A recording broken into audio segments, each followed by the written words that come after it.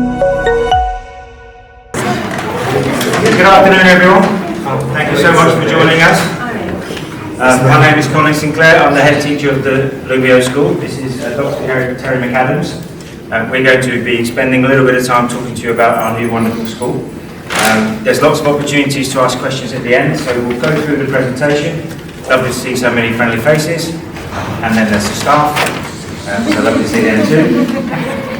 So the purpose of today, if this works, is for us to give you a little introduction to the school, the Lumio Learning Framework, how our partnerships and stakeholders are so important to us. Terry's going to talk a little bit more about technology and education, and then there's an opportunity to ask and answer some questions. So we're very proud to, some images there of the school. As you know, we're a not-for-profit school. The founder, who's going to be joining us shortly, did a fantastic job in getting the school ready to be opened in August, which was fully licensed in record quick time. And we're really proud of the developments we've made so far. We're in phase A of the school. Phase B, as you can see when you drive past the school, and those of you who come to the school, is still being built. And when we get to that point later on in the presentation, we'll talk to you about what that's going to look like and feel like, and how important the learning environment is for the whole of the school. So at the moment we have 170 children in the school.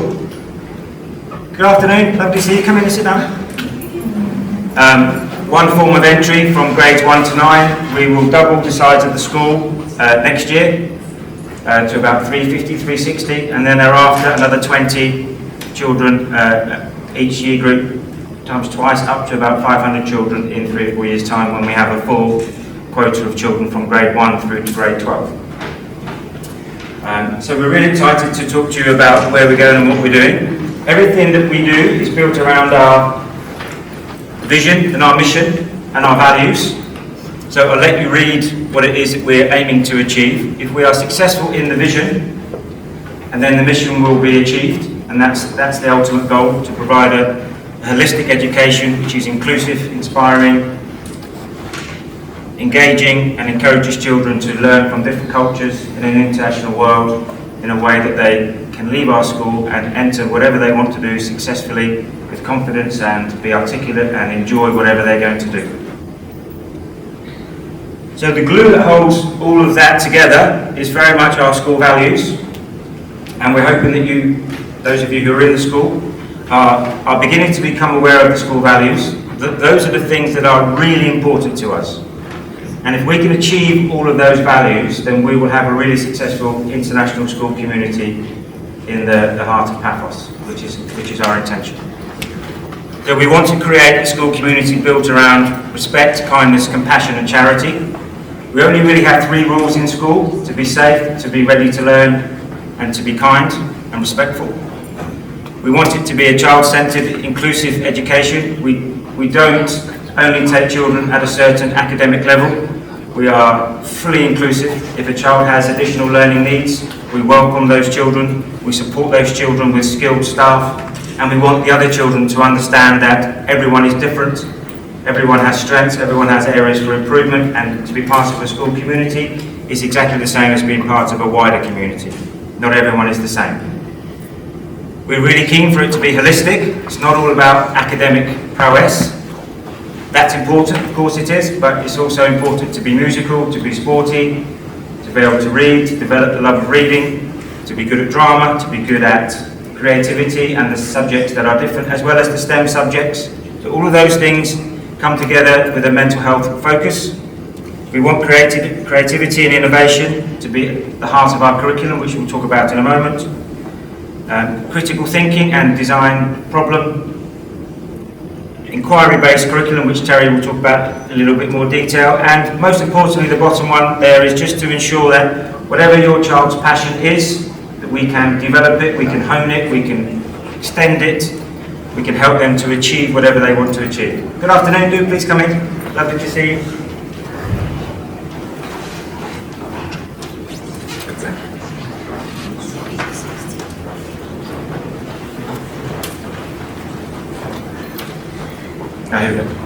So if we're going to be successful in what we do, we want to move away from the very traditional view of education.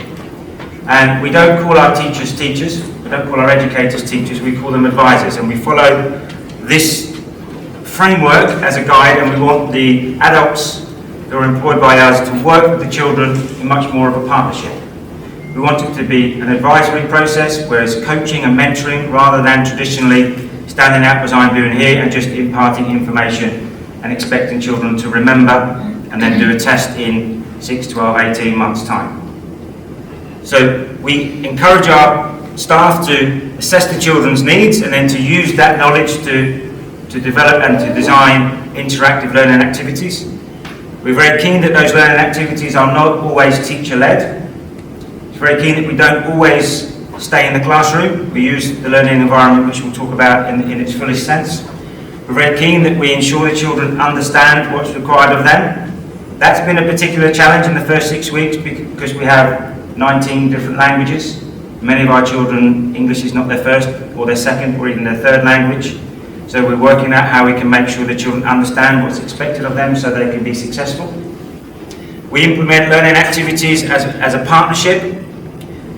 We focus on the skill development as well as the knowledge development, and again Terry will talk about that in a moment. It's not all about knowledge, it's much more of a balanced curriculum about the skills you need to be successful in life, as well as the knowledge that goes behind the subjects.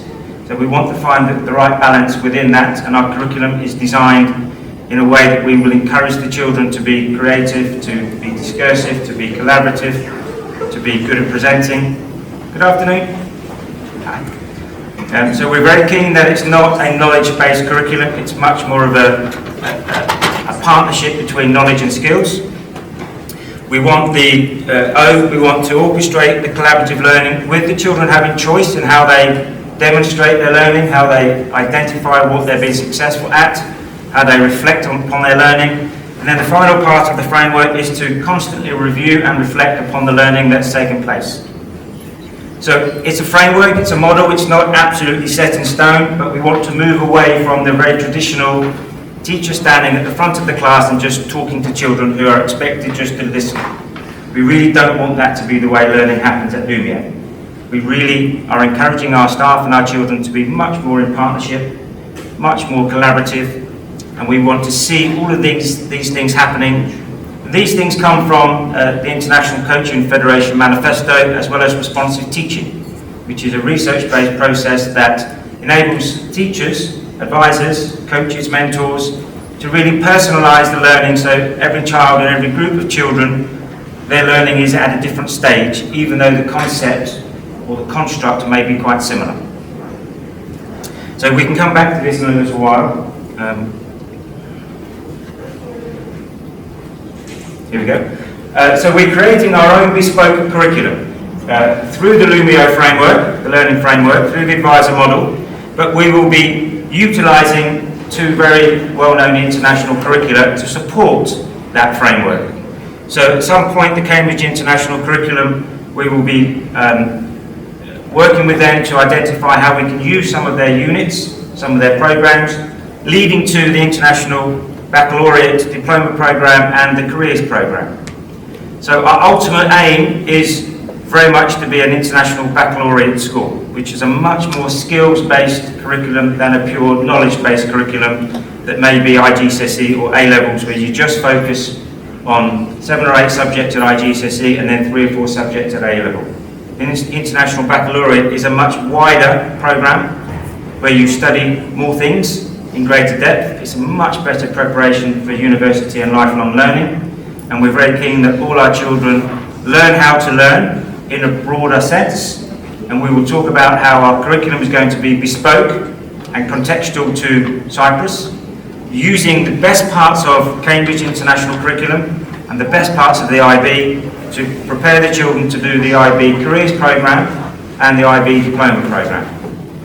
And we're very keen that those things happen in tandem and in partnership, but it's very much a bespoke curriculum that we will be creating alongside the teachers, with the parents, with the children, and those are things we'll talk about in a little while. I think we're going to move on to a little bit of, I'm going to hand over to Terry. The technology is a little bit temperamental. Just before we do that, so this is a wonderful project. We're a not-for-profit school. The founder is the founders are being very generous. They're here to create a fantastic, inclusive, international school. This is the master plan. This is the whole site with a large soccer pitch and athletics track around it. Lots of sports facilities here and the 2 buildings here. This is where we are at the moment, which is very exciting. But it's really important for you to appreciate that our learning environment is the whole school. Hello, Leo. Hello. How are you? Good. Do you want to come and sit down? Yes.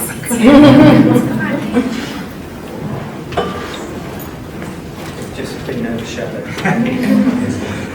So, where we are at the moment is this part of the project, Phase A, which is really exciting. Many of you who are in the school at the moment have come to love the little Phase A primary school parts. In a couple of weeks' time, all of this will be ready. So the basketball court, the AstroTurf football pitches, the playground area with the zip wire and the sensory playground for the children to enjoy before school, lunchtime, break time and after school. Then we have a couple of paddle courts. We have some teepees and some herb gardens, which are raised areas for disability access, and these are lovely areas for children and adults to learn and co-construct the learning together. So the classrooms are really important, of course they are, but we want to go further than that.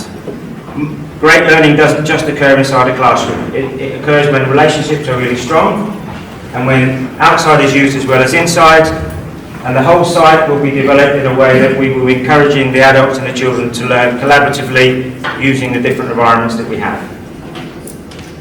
So I'm going to pass over to Terry, Terry is a member of the senior leadership team who works with us remotely on occasions. He's been here all week.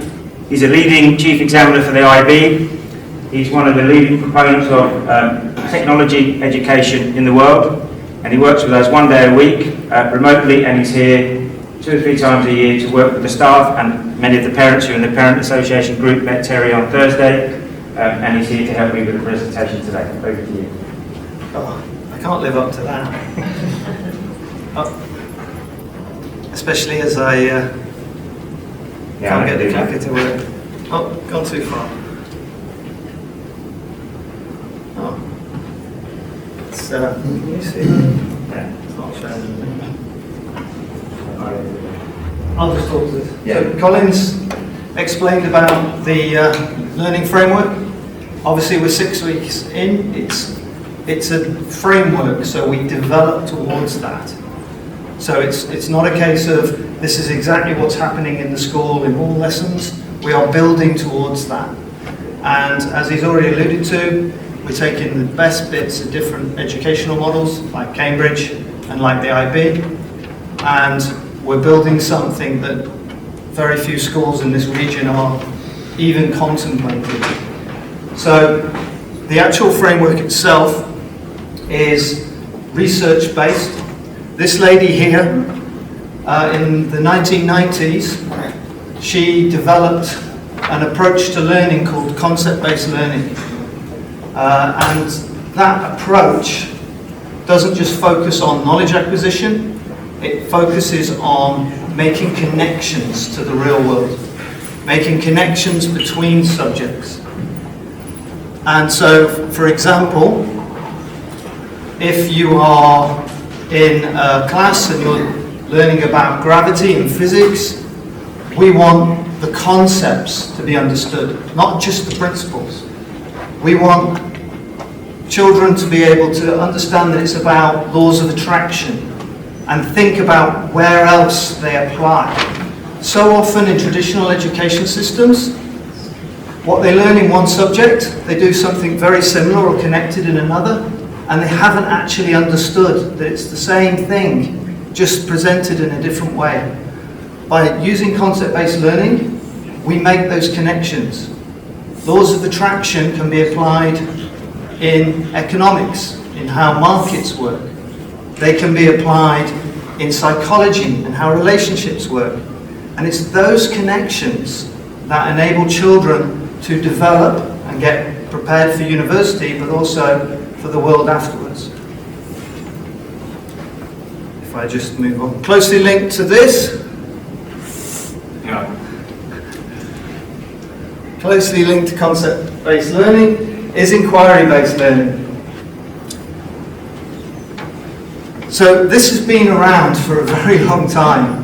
Benjamin Franklin here in the 18th century knew that if children are involved in their learning, they would actually be more engaged.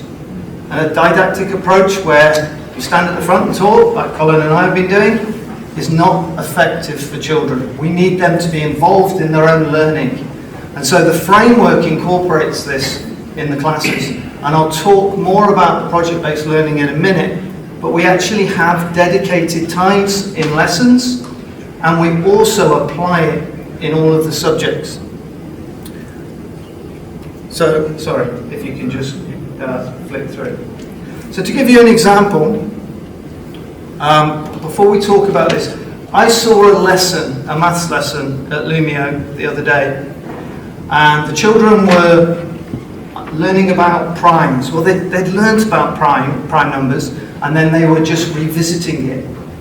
Now, a lot of them couldn't remember the term prime. They're all, the majority are EAL learners, and the word prime is a very distinct word. What they had to do was identify any prime numbers up to 20. And they went around the room and they called out the correct prime numbers. They said 3 and 5 and 7. And then one boy said 1. And the teacher said, no, 1's not a prime number. And then he said, but why? A prime number is the number itself multiplied by 1, and 1 times 1 is 1. Why is it not a prime number? Now, that is the perfect opportunity for inquiry. Because then you say to the children sat next to each other, discuss, why is 1 not a prime? Now, apparently, I looked this up because I was a bit, yeah, it's not a prime because you're told it's not a prime. But why is it not a prime? In the 19th century, it was considered a prime number. And then they developed rules that then excluded it. But it's that kind of inquiry, that kind of thinking, which is so wonderful for children. Because I tell you, that class will never ever forget what a prime number is after that. And so what we want is we want children to be performing inquiry, linking different areas together, different subjects, linking to the real world through concept-based learning, and so that they understand what these concepts mean. Because the concepts themselves are actually probably more important than the knowledge. You need knowledge to make links, but it's understanding how everything works together that really matters. So this is the inquiry learning cycle. Our advisors at the beginning of the year received workshop training on concept-based learning, which is part of the learning framework, inquiry-based learning, project-based learning, AI, and a number of areas that are fundamental to learning at Lumio. And this particular approach is a wonderful way to get children to take ownership. And it starts normally with a provocation. And by provocation, I mean like a little video or something, just to get some interest, to spark excitement. And then the children in small groups are asked to research that. Now, this particular example about what would happen to the ecosystem if a species disappeared or if a species was introduced, they then will research that. And then as they research that, they'll produce a presentation and they'll deliver it. And once they've delivered the presentation, it doesn't stop there. That isn't the learning over. There has to be a process of reflection and evolving, thinking more deeply, looking at what each of the other presenters have done and trying to decide, what could I include? How can I make my presentation better? Now, I'd hope through their research they would learn about the number of disasters that have happened where interdependent environments, like in Australia in 1935, when they introduced the cane toad from overseas to eradicate beetles that were destroying the cane sugar crops, and it went out of control and caused so much damage to the Australian ecosystem. The whole point of this kind of research is for them to understand concept-based learning, to understand interconnections, how the life of one creature can impact on another, how humans can impact on the habitat. So this is the kind of approach that we do at Lumio as part of the lessons. Oh, we've lost it completely. I'll just carry on and hope that we get it back. So we actually dedicate lessons to project-based learning. Sorry, next slide please. And all of this information, all of the details, the planning actually occurs in a software application that we use called Tunnel, where we're going to open it in a few weeks to parents. The reports will go through that, but also you'll be able to see the planning. So you will actually be able to see things like project planning. And within that, we use this framework. It starts with a central idea. What's the big picture? What's the main concept that matters? Now the transfer goals relate to what are the skills, what are the abilities and knowledge that the children can take and apply to other areas of the real world. You have the inquiry questions, which is fundamental to the research process. And within that, at the end of the unit, and we are doing this in other subjects too, we're doing this in mathematics, there is what we call a grasps activity. That is the next slide, so I'll show you that one in a minute. I'll show you it now if Colin puts it up. And the grasps activity, you have a goal for the actual project. So to give you an example, we do this obviously in PBL, it's fundamental to project-based learning. But within, say, mathematics, you might be learning sequences. And you've used sequences, and you've learned how to do it. Maybe you've used some of the Cambridge worksheets, and you've done a little bit of inquiry. But at the end of the unit, you might be asked to use sequences to create a tourist map within Cyprus.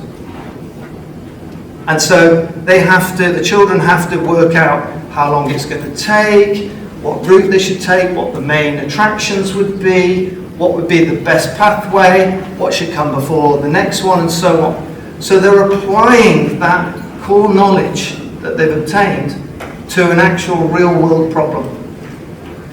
So within the grasps and within the unit, there are smaller learning experiences like you would have that's got constant feedback and assessment and judgment on how the students are performing. But when they do a grasps, you have the goal, the role, who the audience that they're presenting to, what the scenario is or situation, and then obviously whether they're creating a product or they're doing a performance, a presentation. And all of the success criteria is embedded in the software application as a rubric that the children are given before the assessment, so they know what they are being assessed against. There's nothing worse than being given a task and not knowing what good looks like, or what satisfactory or what outstanding looks like. The rubric has descriptors to describe the different areas that is being assessed. That might be collaboration, it might be problem solving, it might be research skills. Whatever aspect of a skills-based curriculum that we employ would be being targeted for that particular assignment. If we can, sorry. So, one of the other parts of the framework, and that slide was missing so you didn't see it, is responsive teaching. This man here in the corner, John Hattie, is one of the world's best known educators. And he conducted an analysis of 800 meta studies. So what that means is, when somebody does some research in an area and writes a few papers, somebody else will come along and collect them all into one meta-analysis. He looked at 800 meta-analysis, so he must have reviewed tens of thousands of research papers. And what he found was the single biggest thing that determines learning outcomes for children is feedback. Specific, detailed, constructive feedback. And I don't mean just feedback at the end of doing an assignment. I mean in the learning in the classroom, ongoing, agile, so you can determine whether a child is understanding, supporting them, and adapting how you teach so that it suits the learners in the classroom. Everything should be differentiated, but an advisor should be monitoring all of the children's learning and adjusting and adapting.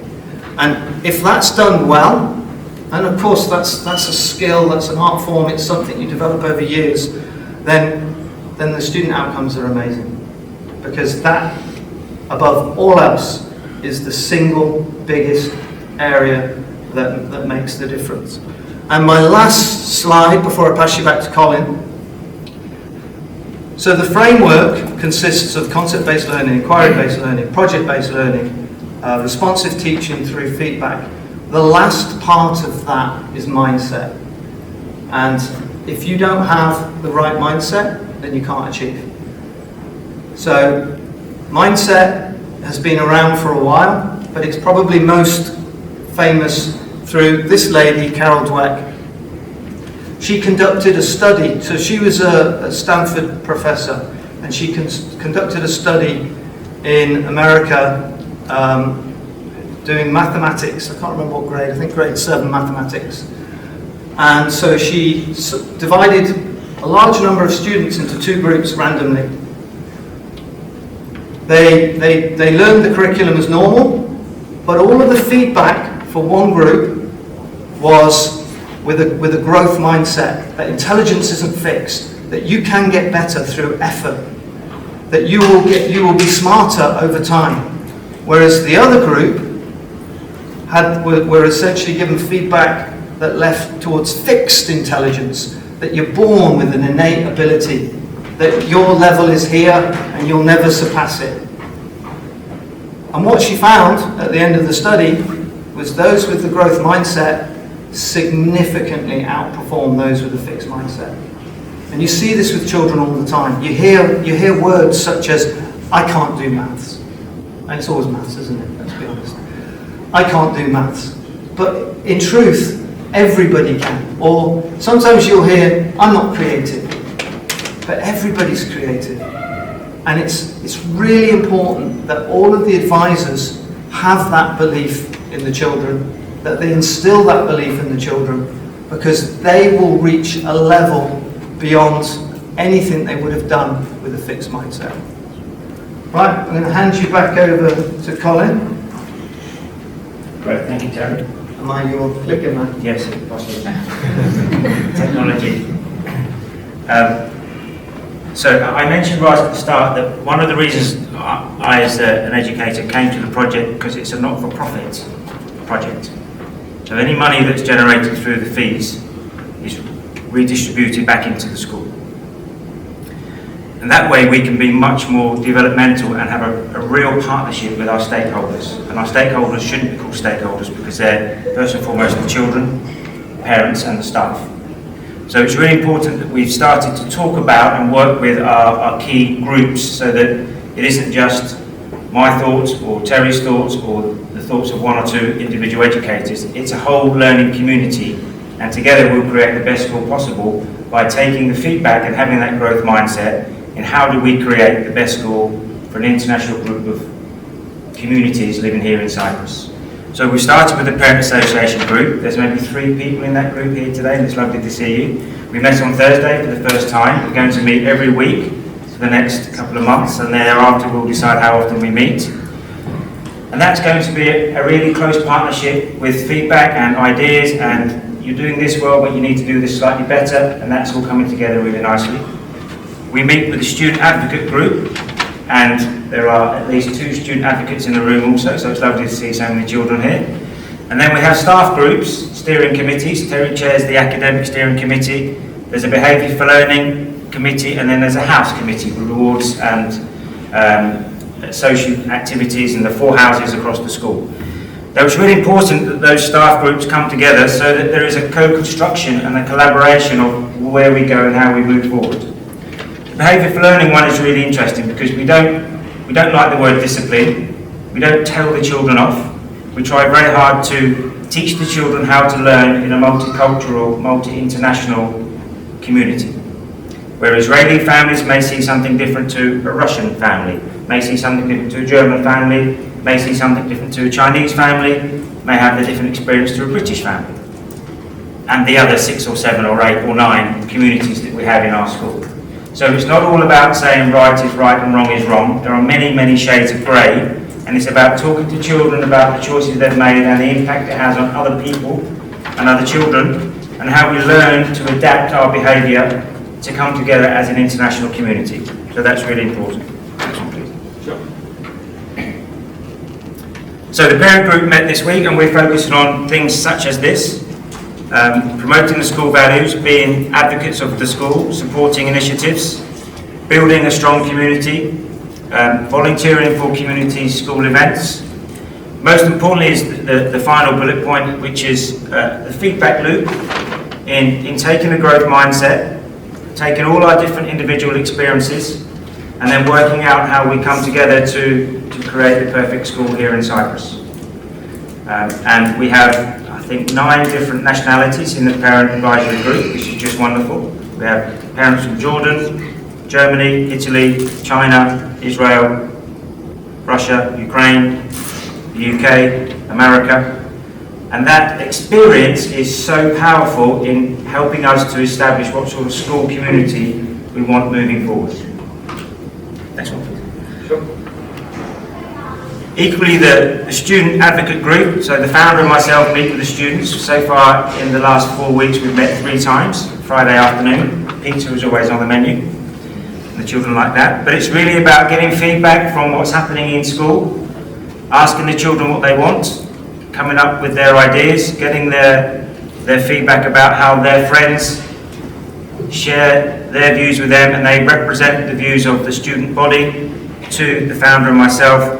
And then we actually have to enact and make sure that we come good on the promises and the ideas that the students come forward with. So again, really important group, and it's really nice. The students were elected by their friends, by their peers in their classes, and then they bring all the ideas forward from each other and talk to us about what they feel needs to happen, how their school can be improved, because it is their school. Fundamentally, it's the children's school. And obviously the parent pays the fees, but it's the children's school. We're here for the children, and we need to remember that everything we do. It's one of our key values to have a child-centred education. We're not here for the adults, we're certainly not here for the teachers, advisors. Sorry for those of you in the room who are the teachers and advisors.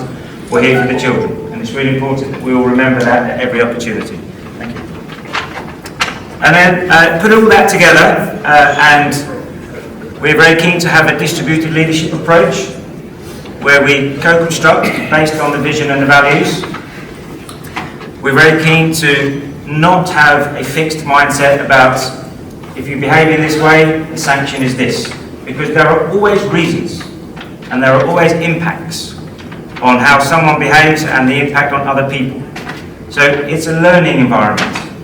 And that co-construction is very important so that it's not a top-down process where 1 or 2 people make all the decisions. We've got lots of vertical and horizontal discussions happening about curriculum. We've got a very inclusive environment. Our inclusion team, Ms. Tanya and the team, support some of the children who need a little bit more support really well. We've also got children who are on the gifted and talented end of that spectrum. They will also be supported. And very soon the parents will get their first set of reports, and all those reports will have personalised targets for each and every child based on the analysis that we've had in the first 6 weeks, the progress they've made in the next 4 or 5 weeks, and then by the end of December, reports will come through on our digital platform, and those reports will be very clear about the effort and the attainment, but more importantly, personalised targets for the next 2 terms, and some of those targets will be how to collaborate, how to present better, how to problem solve better, how to work in a team better, as well as how to improve grammar, how to get better at using shape and function in maths, how to develop as a scientist. So it's very important that when the parents receive those reports, hopefully they'll be clear because we'll have gone through the parent association group. Everyone will see that we're personalising the learning for their children in a way that's a little different to some of the other schools that people may have attended. And Terry's going to talk to us a little bit about technology in education and digital citizenship. As I said, we've mentioned Toddle. We're working with Toddle, who used to be the IB management platform system, and then it developed. Terry's been working with them for a number of years, as I have, as some of our advisors have in other schools. Do you want to now take over for that aspect, and I'll do the clickers? Terry, he's not going to be rude, but he's catching a flight from Larnaca at 7:20 tonight back to Dubai. So I will stay and answer questions and things, but he will have to shoot off pretty much straight after this section. All right, so thank you in advance. Okay, so we're just in the phase at the moment of introducing technology. We're only 6 weeks in, and once we start to introduce the technology, the plan at the moment, and obviously it depends upon supply issues, we're going to use iPads in the junior school, and potentially either MacBooks or Chromebooks in secondary. So the idea being that the actual students will have access to a device that will be used intentionally in the lesson, not just used for gaming. There'll still be no gaming. It will only be for intentional use. We'll monitor screen time. We will regulate what applications are installed. There are controls that you can put on these devices to ensure that children are using them in an intentional way. Because the benefits of using technology are many. Not only do students get increased engagement, motivation, improved behaviour, but of course overuse can be the reverse. You can get anxiety, you can get lack of concentration, you can get poor behaviour. So it's a case of having an approach that is balanced and meaningful. And the academic steering committee, we met earlier in the week, and we discussed this. We looked at different frameworks. We looked at one called TPAC, we looked at another one called SAMA, we looked at the ISTE, and we have an intentional approach for technology moving forward. Sorry, thank you. So, within the use of technology, it's really, really important to educate the children. They need to understand why they are doing why they're learning what they're learning, why there are restrictions on technology usage. It's amazing how reflective children can be. I did a short presentation to the Parent Association group the other day, and one of the parents, which I thought was lovely, she said, my daughter in grade 2 came home, and in the well-being lesson, she said, what we were doing was really fun, and I had loads of ideas, and I kept shouting them out. But I know that I need to put my hand up to give other people an opportunity, so I'm going to work on that. And this is what she told her mum when she came home. And I just thought, this is great too. Children listen, even when you don't think they are. They take it in and they reflect. And a big part of the learning process, of including children in their learning process, is the reflection. So explaining to them why they need to be kept safe, why they need to be using technology sparingly, the fact that it does change the frontal lobe, it changes the brain development if overuse does. They get overstimulated. They're constantly getting serotonin, dopamine kicks from using technology. That gamification that engages them becomes an addiction. And it is the balance that's really key. And that has to be a collaboration between the teachers, the advisors, and the parents. Because if this is not implemented effectively, and this is something that we will implement through once the devices go out, we'll implement this through the wellbeing program. You get situations where children cyberbullying, it's It's 1 in 5 children are cyberbullied these days. You get access to inappropriate content. You get unsavory people contacting children. I had an incident at a school in Korea a few years ago where a 13-year-old girl was emailing backwards and forwards with a man who was arranging to meet her and was Zoom calling her. And her friend told us about this. We instantly shut down all her technology. We went into the emails, we got them translated, and we contacted the police, and he was arrested. Yes, that's how I felt. But if we educate the children, the risks, the dangers, and make them aware of this, and we have a really extensive program, they do think and reflect. Yes, sometimes they do daft things, and sometimes they make mistakes, but it's part of the process. So all of these elements are part of the ISTE framework. There are others, like UNESCO, like the OECD, but I think this one is the most comprehensive. Next, please. Now, we can't really talk about technology and education these days without mentioning artificial intelligence. It is everywhere. If you're using Duolingo, you're on Snapchat, whatever application you're using, it's got artificial intelligence built in. Even the MIS system we use, Toddle, has artificial intelligence built in. The IB's approach to AI is that children should use it and they should reference it. UNESCO's approach to AI is they've built a framework for educators and a framework for students. This is their framework, and there's 4 key components. The first is that the children are educated to understand what it is, what its strengths and weaknesses are, when it's appropriate to use it, a founding understanding of AI. The ethics part is absolutely key, because realistically there is always an opportunity for plagiarism, but if it's done effectively, it's a brilliant tool. And this is where these two come in. So earlier in the year, the advisors had a workshop on AI.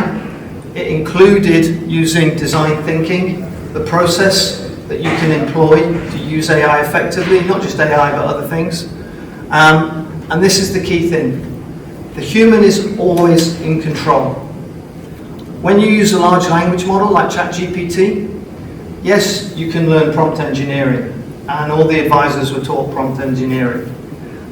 But the key component is that it's 20% science and about 80% feel, and using it and understanding how it works, but having the human to stay in control. So you're not asking it to write for you, you're asking it to help you ideate, you're asking it to research, you're then checking the sources that it gives you. You're using it to proof your work, you're asking it for suggestions. You are not asking it to do your work. And when children are actually provided with appropriate guidance, they use it effectively. The problem is, most schools don't give any guidance, and then they're not sure whether they're cheating or not. And AI plagiarizers are so inaccurate that a child who's actually written a piece of work is being called in and told off and told that they've cheated when they haven't. So this will be part of the digital citizenship program, and it will be comprehensive. We'll use the ISTE, which is the framework that's probably the best known, and we'll use UNESCO's AI framework as well. And part of the academic steering committee, and I keep looking at Dorian because he's in the academic steering committee, is we will structure that in a way that it's delivered effectively for children. And I think the last part I'm going to say is this. This is just some takeaways for you. If we don't teach your children to use AI, they'll be replaced by those that can use it. It's as simple as that. We won't be replaced by AI though. It will just be people that are really, really good at using it. Right. I'll hand you back to Colin for the thank you, and I'm going to run for my flight.